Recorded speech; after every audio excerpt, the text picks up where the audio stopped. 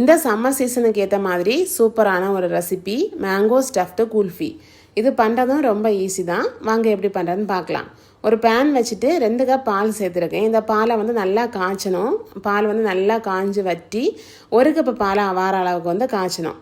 இப்போ இதுக்கு வந்து ஸ்வீட்னஸுக்கு சுகர் சேர்த்துக்கலாம். நான் வந்து 3 டேபிள் ஸ்பூன் சுகரும் 2 ஏலக்காயும் மிக்ஸி ஜாரில் சேர்த்து வந்து பவுடர் பண்ணி சேர்த்துருக்கேன்.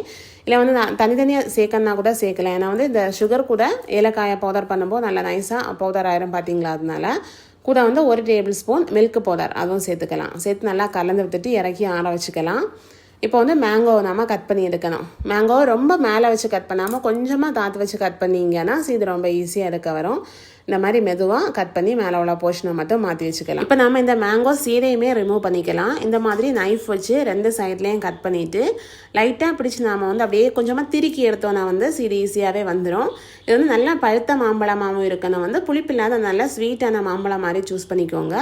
அவ்வளோதான். நாம் இப்போ காய்ச்சி ஆற வச்சுருக்கோம் இல்லை பால், அதை இதுக்குள்ளாடி ஊற்றிட்டு இந்த மாதிரி க்ளோஸ் பண்ணிவிட்டு ஓவர் நைட் ஃப்ரீஸ் பண்ணிக்கலாம். இல்லைனா மினிமம் 8 to 10 hours வச்சு ஃப்ரீஸ் பண்ணி எடுத்தீங்கன்னா சூப்பரான மேங்கோ ஸ்டஃப்டு குல்ஃபி ரெடி.